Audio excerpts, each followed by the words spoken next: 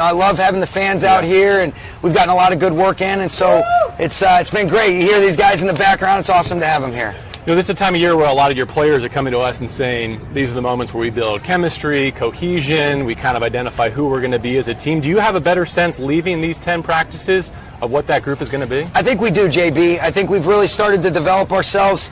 You know, I think the important thing of camp is coming together as a team, you know, building that camaraderie like you mentioned. I think guys are really starting to see that competition. You know, there's clarity that's really kind of coming, and it's really something that we're really seeing day in and day out. Offense, defense, the kicking game. There's a long way to go till September 12th, and looking forward to seeing a lot of these younger guys compete this weekend. Well, to that point, apart from the household names, who we know have had good camps and have done their usual good work, who should we be excited for to see at SoFi Stadium? Who do you leave here thinking, you know, we might have something more than maybe I arrived at UC Irvine knowing? Yeah, I think you're excited about seeing, you know, some of these younger quarterbacks. I think Duck Hodges, Bryce Perkins have really done a nice job. Looking forward to seeing Tutu Atwell get out on the field, what he can bring to the table.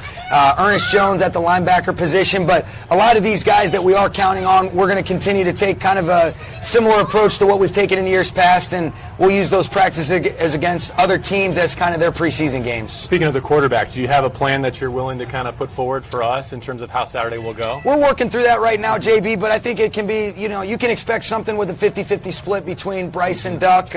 Both those guys, I expect them to do a nice job. I think Kevin and Zach Robinson have done excellent with them, and they're going to do a good job for us. This is also the season where you're developing coaches, not just players, and we've seen the fruit that's kind of come off of your tree. Is this a Kevin O'Connell opportunity to call plays as we've seen in your past for other coordinators? It is, and I think it's a great opportunity for him. You know, he's got a great feel for everything that's going on, got a great understanding. He's called plays before when he was in Washington, and he'll do an excellent job this preseason. I'm sure you and Matthew will take all the reps that are afforded to you over the next month before you play a real game against the Chicago Bears. But if you had to go this weekend, how close are you and he to being where you want to be?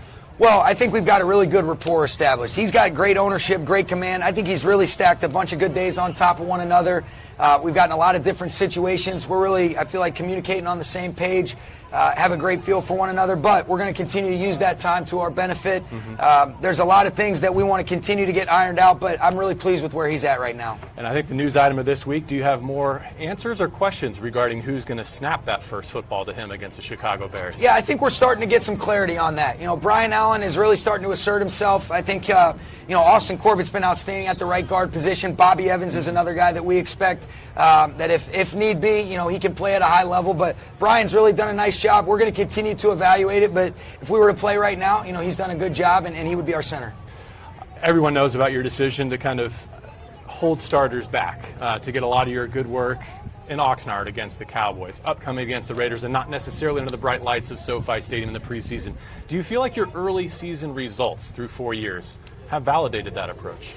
You know, it's hard to say. I think we've done a good job starting off the season strong, starting these past couple seasons off strong, JB. But, you know, for us, I think, you know, if guys have played a lot of football, I want to try to create as many competitive situations while minimizing the risk for injury. And might not be for everybody, but that's an approach that I feel pretty convicted in, and it has served us well, and we're going to continue with that approach. Entering year 5, how do you feel you're a different head coach than you might have been certainly 4 years ago, but even 2 or 3?